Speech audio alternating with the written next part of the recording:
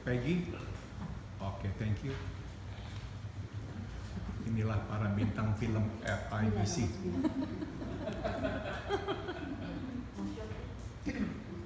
Oke.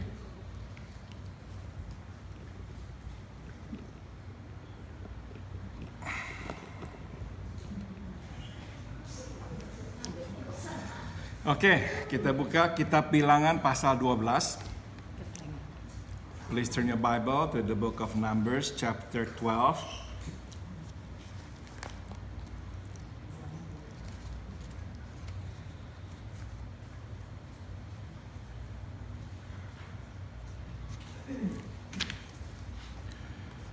Ayat 1 dan ayat 2, kitab Bilangan pasal 12.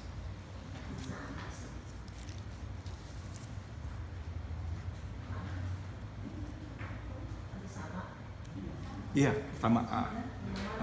Soalnya dua ayat itu bisa dibagi dua. Bilangan pasal 12, halaman 9. Ya. Ayat 1 dan ayat 2. Mari kita membaca bersama-sama. 1, 2, 3. Miriam serta Harun mengatai Musa berkenaan dengan perempuan Kush yang diambilnya, sebab memang ia telah mengambil seorang perempuan Kush. Kata mereka, sungguhkah Tuhan berfirman dengan perantaran Musa saja? Bukankah dengan perantaran kita juga ia berfirman? Dan kedengaranlah hal itu kepada Tuhan. Mari kita berdoa. Let us pray. Bapa dalam surga, terima kasih kami sudah membaca firman-Mu. Thank you Father in heaven for allowing us to read your word. Dan sekarang kami hendak membahasnya. Kami mohon Roh-Mu yang kudus menuntun kami mengerti kebenaran-Mu. Now Father, as we want to read, we pray that your Holy Spirit will guide us into your truth. Dalam nama Tuhan Yesus kami berdoa. In the name of Jesus we all pray. Amin. Halaman 9. Berkenaan dengan pernikahan Musa ini, ada hal yang kita ketahui, tapi ada pula hal yang tidak kita ketahui. Tambahkan kata tidak.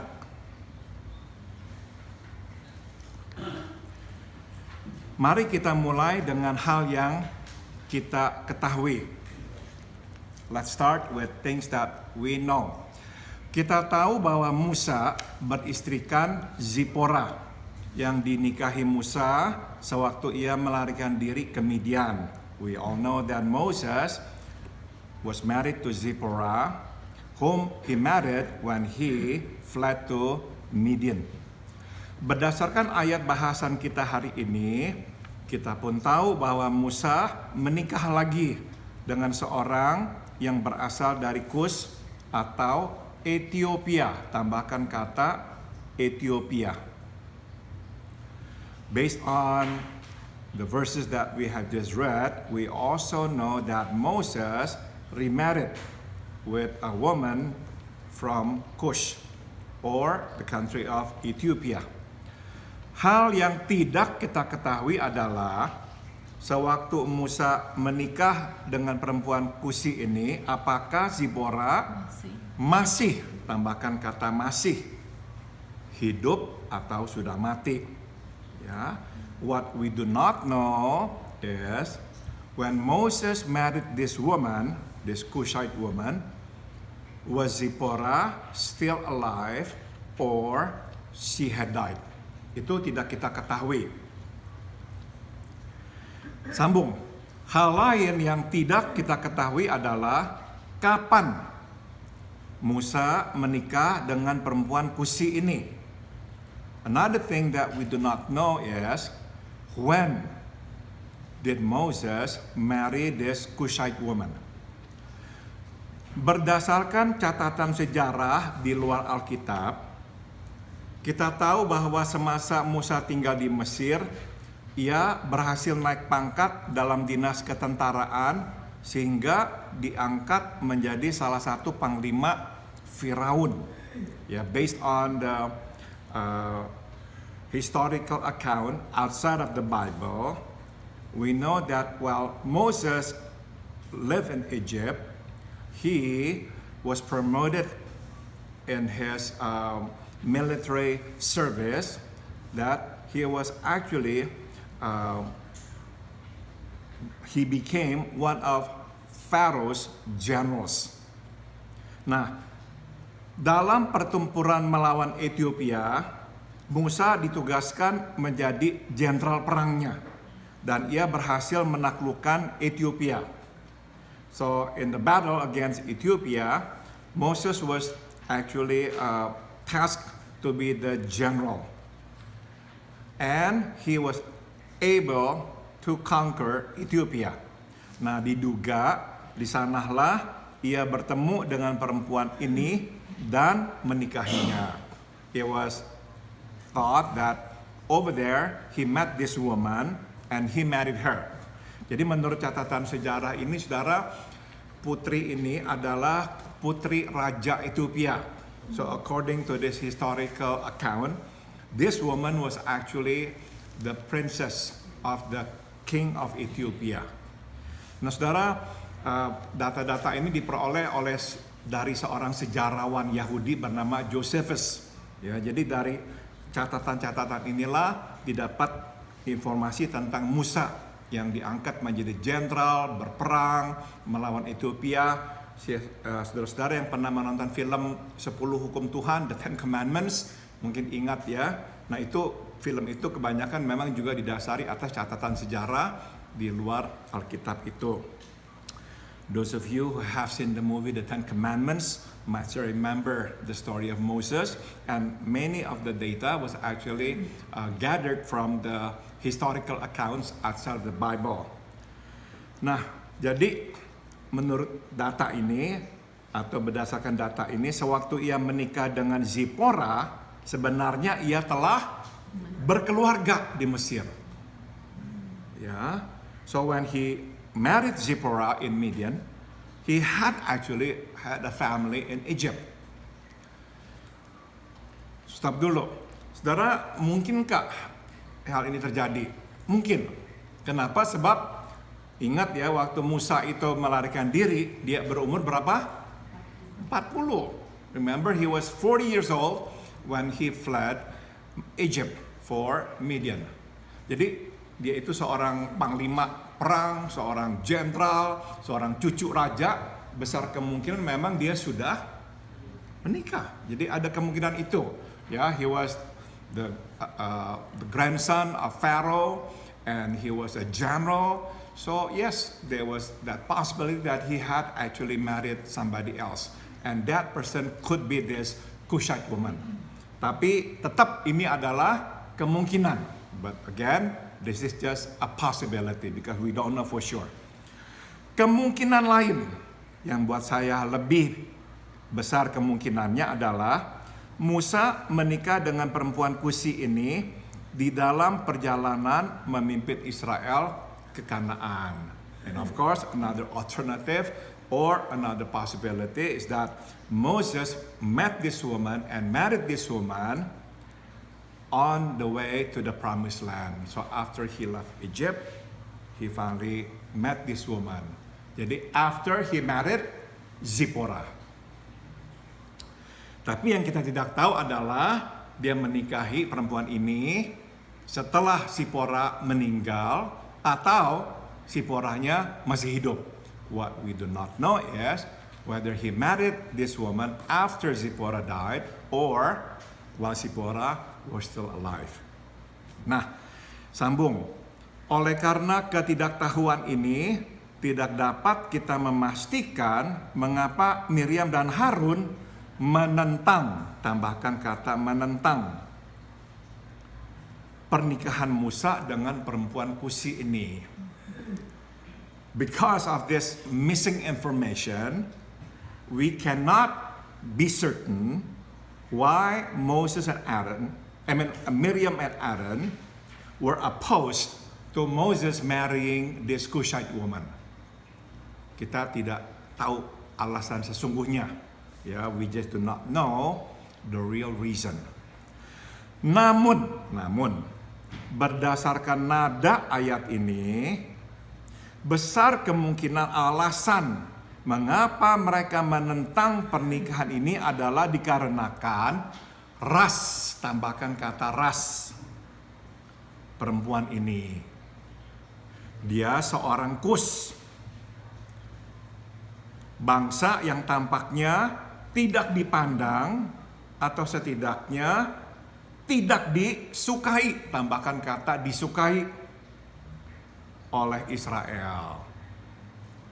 But based on the tone, of the verses that we have just read, I think there is a likelihood the reason why they were opposed to this marriage was because of this woman's ethnicity, race. She was a Cushite, an Ethiopian. And at the time, these people were not respected, or they were looked down, or at least disliked by Israel. Stop dulu saudara ya. Saudara, Israel di Mesir berposisi sebagai apa? Budak. Ya, in Egypt, Israel was a slave. Tapi saudara, jangan anggap budak itu tidak bisa memandang rendah orang lain loh. But don't you ever think that slaves cannot look down on somebody else. Slaves can still look down on somebody else. Ini contohnya saudara, kita berpikirkan udah paling rendah deh sebagai budak. Semua orang pasti dianggapnya di atas mereka. Enggak loh. Ada yang lebih rendah dari mereka. Ya, we perhaps think, oh, because they are slaves, they saw themselves as the lowest of the lowest, so no one else is lower than they. But no, there were still people lower than they. Saudara, waktu saya bekerja di dinas yang menangani anak-anak yang dianiaya di Los Angeles ya, when I was working as a children's social worker for DCFS here in LA County. Nah saudara, saya ketahui, teman-teman juga semuanya ketahui, di penjara saudara, di penjara ya, orang yang ketahuan memperkosa anak kecil kebanyakan akan dipukuli atau dibunuh. You know, in prison, if they found out that so and so had molested a child, either they would be mistreated, abused, or perhaps killed by other inmates. Karena ternyata saudara, di penjara ada kastanya. You know, in prison there are actually caste. Kasta yang paling bawah adalah orang yang memperkosa anak kecil. The lowest caste were those who molest children. Tebak yang nomor 2 apa yang dianggap juga rendah, tapi sedikit lebih tinggi daripada yang memperkosa anak kecil, yang suka pukulin istri. Ya, wife abusers also considered low. Begitu. Nah, pembunuh kelas tinggi saudara. If you are murderers, then you are actually top of the rank. People look up to you. Nah, saudara yang ngerti ya. Nah, jadi poin saya adalah kita ini manusia berdosa. We're all sinners. We're all sinners. We always have somebody that we can look down upon. Selalu ada orang yang bisa kita hina, kita anggap rendah. Enggak soal kitanya di bawah apa enggak di bawah. Mungkin Kim sama Yolanda masih remember the movie An Officer and a Gentleman. It was out maybe in 1920s when we were still young, remember? Yolanda? My father, who was he suffered a lot of discrimination, was very prejudiced against other people, other races. Yeah. Yeah, we are sinners. We are all sinners. We are sinners. Amen to that. We are sinners. Yeah, remember that movie, Officer and a Gentleman? I had a friend saya punya teman seorang berkulit hitam. Dia menjelaskan kepada saya latar belakang film itu. Sebab saya nggak mengerti. When I saw that movie, I did not understand the cultural background behind that movie. But a friend of mine who is black, he explained to me the cultural ramification of that movie. Jadi saudara-saudara, ceritanya ini pokoknya ada pembunuhan gitu ya. Nah, di dalam cerita itu tuh ada seorang komandan, orang hitam, dan ada bawahannya juga orang hitam. Tapi komandannya, atasannya orang hitam yang agak putih. Dan bawahannya orang hitam yang hitam. Begitu. So the superior officer was also black, but then he was fairer. And his soldier or his subordinate was also a black one, but black. Nah, saudara, teman saya ceritakan bahwa di kalangan mereka memang membedakan orang hitam yang lebih putih dan orang hitam yang lebih hitam. Iya. Jadi orang hitam yang lebih putih itu dianggap orang hitam yang lebih tinggi. Gitu. Those who are fairer are looked upon as being higher. Jadi itulah latar belakangnya, makanya dalam film itu tuh si komandan dibenci oleh semua bawahannya karena dia anggap dirinya tinggi di atas, memandang rendah bawahan-bawahannya. So in that movie, that commandant or the officer, he was not liked by his subordinates because he placed himself over and higher than the rest. Ya, nah tapi saya hanya mau tekankan saja, kita orang berdosa. Jadi kita selalu punya orang yang bisa kita anggap lebih rendah daripada kita. We are all sinners. We always have people that we can look down on, we can be prejudiced against. We are all sinners. Ya, needing redemption from the Lord. Sambung. Dengan kata lain, mereka, Miriam dan Harun, marah karena menganggap Musa bertindak semaunya, menikah dengan siapapun yang diinginkannya. So, we can conclude that they were angry at Moses because they thought Moses was like inconsiderate. Yeah, Moses just did what he wanted to do. He couldn't care less about what people thought. So, that's why they were opposed to this marriage. Maybe they thought Moses should not have married another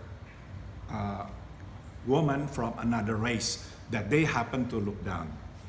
Itu sebab mereka mengajukan mosi tidak percaya, tambahkan kata percaya, terhadap kepemimpinan Musa. That's why they made a motion of no confidence toward Moses' leadership. Sambung. Di satu pihak mereka mengajukan mosi tidak percaya terhadap kepemimpinan Musa. Ya, so on one hand, they brought forth their motion of no confidence toward Moses' leadership. Firman-Nya atau mereka berkata, sungguhkah Tuhan berfirman dengan perantaraan Musa saja? They said, does God only speak only through Moses? Okay, jadi seolah-olah nggak lagi percaya pada kepemimpinan Musa. So by saying this, they're saying, no, we have no more confidence in your leadership, Moses. Seakan-akan mereka berkata bahwa mereka tidak dapat mengakui kepemimpinan Musa sebab Musa tidak lagi layak, tambahkan kata layak, menjadi pemimpin karena telah bertindak tidak bijaksana menikahi perempuan Kusi ini. So as if they're saying, well, we cannot submit to your leadership, Moses, because you do not deserve to be our leader since you have acted unwisely. You married this Cushite woman. Di pihak lain, mereka tampaknya iri, tambahkan kata iri. But on the other hand, they seem to be jealous dan ingin mengambil alih tongkat kepemimpinan. Sebagaimana dapat kita lihat dari perkataan ini, bukankah dengan perantaraan kita juga Ia berfirman? Ya. So they're jealous and they want to take over this leadership, and we can tell that by what they said. Well, God also speaks through us. So they are saying actually we are legitimate leaders as well. Seakan-akan mereka berkata bahwa mereka sama, tambahkan kata sama, layaknya atau bahkan lebih layak menjadi pemimpin ketimbang Musa. So as if they're saying they are as qualified, as anointed to be leaders, or perhaps they even deserve it more to become leaders. Mari kita berhenti dan menarik beberapa pelajaran. Hari ini hanya satu saja, minggu depan kita sambung 2 lagi. So let's pause and glean several lessons. Pemberontakan Miriam dan Harun terjadi setelah, tambahkan kata setelah. Tuhan Allah menunjuk dan mengurapi 70 tua-tua untuk menjadi pendamping Musa. So Miriam's and Aaron's rebellion took place after the Lord God appointed and anointed 70 elders to be Moses' assistants. Yang menarik adalah, menarik ini. Tuhan tidak menunjuk Miriam dan Harun dan tidak mengurapi mereka dengan Roh Kudusnya seperti Ia mengurapi ke-70 tua-tua itu. You see, what's interesting is that the Lord God did not appoint Miriam and Aaron, and He did not anoint them with the Spirit, like He anointed those 70 elders with His Spirit. Stop dulu saudara. Jadi bayangkan 70 tua-tua bernubuat, ya dipenuhi dengan Roh Kudus. Miriam dan Harun melihat, kok gua enggak ya? Could you put yourself in their shoes?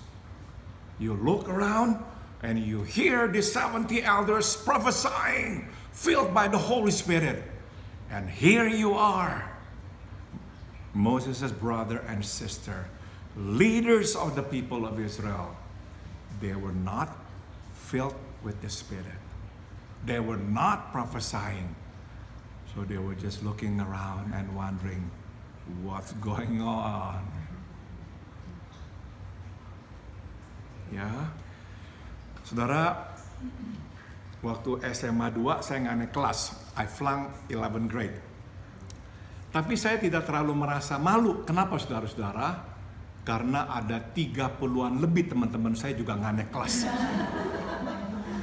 Yeah, but I was not feeling so badly about it because there were over 30 friends of mine who also flunk 11 grade. Nah, saudara, saya baru berasa malu tengok kapannya. Tahun ajaran berikutnya, karena belum dibagi kelas-kelasnya, jadi kami harus kembali ke barisan kelas masing-masing untuk upacara bendera. Remember dulu ada upacara bendera ya. So the next year, we were all to go back to our queue, our class, our batch, because we have not divided into our new grades. So I had to go back to my class, to my previous class with all my friends. Nah, saudara-saudara, percaya apa enggak, saya itu ketua kelas. Saya rasa dalam sejarah sekolah itu yang ketua kelas pernah nggak naik kelas cuma saya loh. I think I broke the record. I was the only the ketua kelas, ya, like the chief of the students there who flunked 11 grade. Nah, saudara-saudara, jadi semuanya itu harus kembali ke kelas masing-masing. Jadi lagi upacara bendera, kan ketua kelas harus di depan. Jadi saya sendirian di depan dan saya tiba-tiba baru sadar loh. Saya di depan sendirian ketua kelas dan saya nggak naik kelas. So suddenly I became aware of my status. I was like the chief of the students and I was standing in front of everybody else and I had flunked 11th grade. Baru malu karena sendirian saudara-saudara. Lagi 30-an nggak naik kelas, nggak malu. Ya, waktu sendirian baru malu. So I was ashamed, I was embarrassed because I was there by myself. Jadi poin saya adalah ini saudara. Kita biasanya itu baru marah, malu, iri kalau kita sendirian yang nggak dapet, yang lain semuanya dapet. You see, we are usually jealous and angry if we find out we are the only one who don't get it and the rest get it. Ngerti ya? Nah jadi besar kemungkinan ini juga yang dirasakan oleh Miriam dan Harun. Maybe they felt that way too. How come the Lord God anointed all the 70 elders and here we are, we don't get any of it. Sambung lagi. Besar kemungkinan mereka merasa tergeser. Tambahkan kata tergeser. Dan tidak dibutuhkan lagi. So, more than likely, they felt pushed over. They felt not needed anymore. Bila di awal perjalanan, Miriam berperan besar memimpin Israel menyanyi memuji Tuhan Allah yang telah melepaskan Israel dari Mesir, maka di tengah perjalanan Miriam tidak lagi berperan sebesar itu. Tambahkan kata sebesar itu. In the beginning of the journey, Miriam had a big role. If you look at the book of Exodus, you can read. It was Miriam who led the people of Israel to sing the song of deliverance. That shows Miriam was a leader. Ya, kalau Miriam bukan leader, disuruh orang nyanyi, nggak ada yang nyanyi. Tapi karena dia pemimpin, maka waktu dia suruh Israel nyanyi, semua Israel nyanyi memuji Tuhan. She was a leader. Di awal dia pemimpin, di tengah jalan dipimpin. Ya, so in the beginning she was the leader. She led the group. In the middle of the journey, she was being led. She was no longer a leader. Jadi inilah pelajaran pertama yang dapat kita petik. Tidak dibutuhkan dan tidak berperan mudah sekali membuat kita merasa iri. Feeling not needed, feeling having no more roles, no more function, can make us feel so easily to be jealous. We can feel jealous very easily. Untuk menangkalnya, to prevent this from happening, kita mesti fokuskan mata bukan pada kedudukan. Tambahkan kata kedudukan.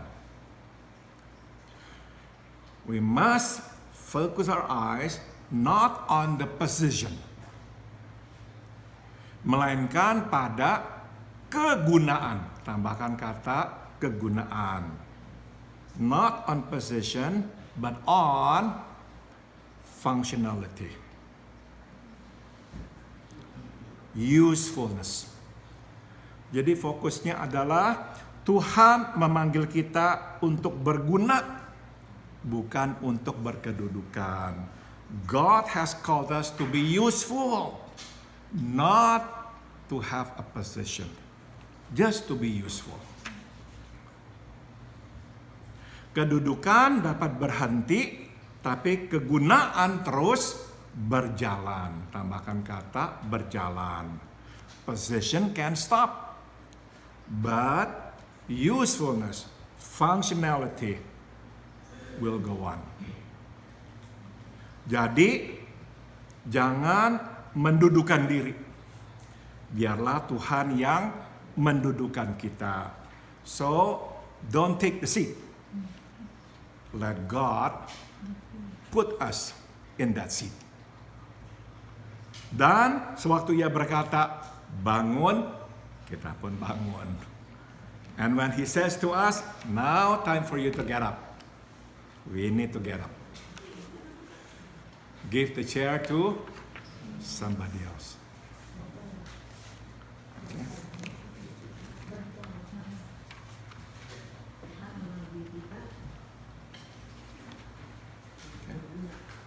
Apa?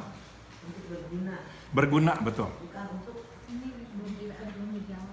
bukan untuk kedudukan. Bukan pada kedudukan, melainkan pada kegunaan. Tuhan memanggil kita untuk berguna, bukan untuk berkedudukan.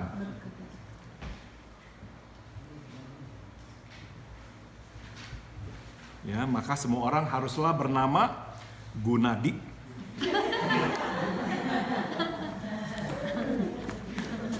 Berguna. Oke. Kita mau doa dulu. Kita kan bekerja ya. Hah? Kita kan bekerja, berjalan, berjalan. Oke, kita berdoa sekarang. Bapak dalam surga, terima kasih kami boleh belajar firman Tuhan pada pagi hari ini. We thank you, Heavenly Father, for allowing us to study your word. Biarlah firman Tuhan memandu hidup kami. And may your word guide us, O Lord. Biarlah Bapak, kami hanya akan duduk jika Engkau menyuruh kami duduk. Waktu Engkau menyuruh kami bangun, kami pun bangun. Father, we only want to sit if you tell us to sit. And when you tell us to get up, oh Lord, please help us get up. Dalam nama Tuhan Yesus, kami berdoa. In the name of Jesus, we all pray. Amin.